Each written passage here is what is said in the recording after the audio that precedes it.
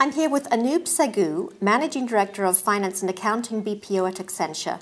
Anoop's just taken part in the G8 panel that we had earlier today. Anoop, thanks for taking the time to speak with us. A question I wanted to put to you, Anoop. Taking a more holistic view, how is Accenture driving or helping its clients drive business outcomes?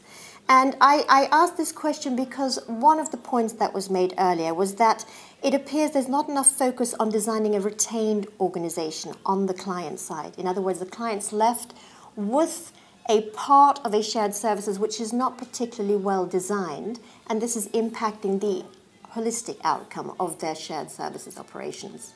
The point that we discussed on the G8 panel was really about how do you structure a BPO environment so that it really does deliver what it says on the tin and delivers against the client business case. And some of the risks that we see are when you focus too much on what's being outsourced, what you miss is the retained organisation, and it's typically the retained organisation that is driving the business case. And so from an Accenture perspective, we like to really take a more holistic view of how the outsourced service should be constructed and really focus on designing the end-to-end process, which includes the retained structure. And as much focus on there should be as much focus on the retained structure as there is, if not more actually, on what is being outsourced. Because what is outsourced is typically very well defined and very well articulated in a contract. But what is retained isn't necessarily commercialised because the client is doing it. But that is effectively what the business will see as the interface between the outsourced provider and the business.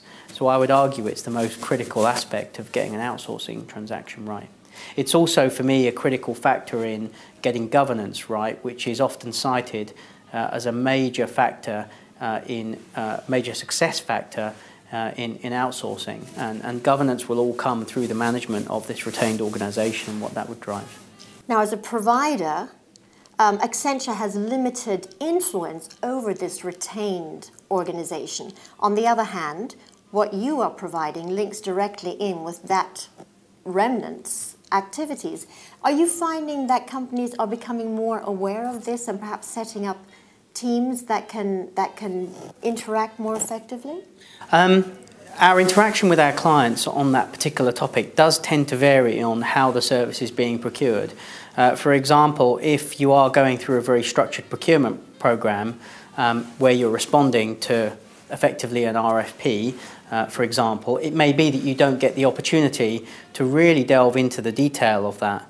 But what we often find is once you get through and further into those processes, the clients are open to having those discussions, and we would more often than not want to have a discussion with them to understand how their retained organisation structure is organised, because we want to make sure that we're organised in the same way.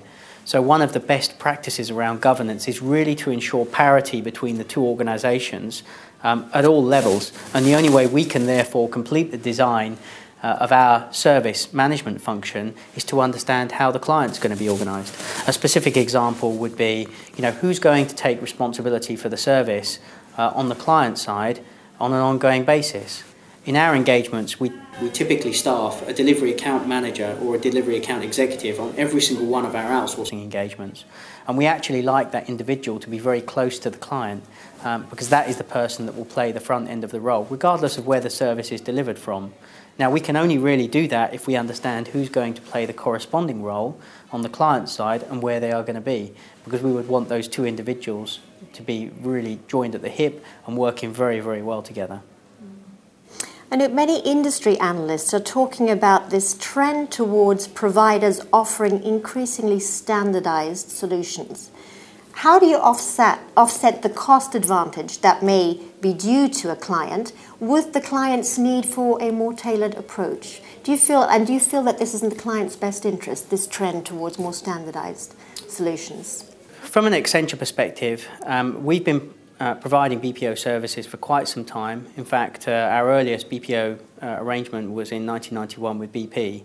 So we've been through, and we have a huge amount of experience in the different types of transactions that can emerge in this space. And we have become very sophisticated in creating a blended model where we drive industrialization but actually the underlying processes are not necessarily standardized.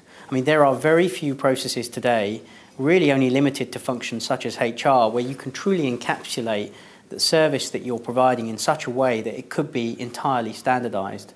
In fact, more often than not in finance and accounting, which is where a lot of my experience with Accenture is, most of the time it is not standardized. The finance organisation varies, what it does varies, its role varies, and therefore you have to be able to drive industrialisation in a way that takes the common parts of the process. And so, for example, we've become very good at extracting some standard parts of the processes, like, for example, the way that you process an AP invoice, standardising that, putting a wrapper around that service so that it does become customised for the client. And so what the client does get in that instance is actually a tailored service, but it's based on a blended service delivery, some of which is customised and some of which is not, and some of it is entirely standardised. Now, I think the amount that's non-standard, or the wrapper, and standard will inevitably vary over a period of time, but I don't believe that delivery model will necessarily change entirely, because finance as an example, as a process, is always going to have some unique characteristics for a particular organisation. How they do management reporting, for example, is unique to the way that a company wishes to work. And so I think there'll only ever be certain parts of it that you could truly standardise into a platform-based service. Anoop, thank you so much for taking the time to speak with us today. Thank you very much.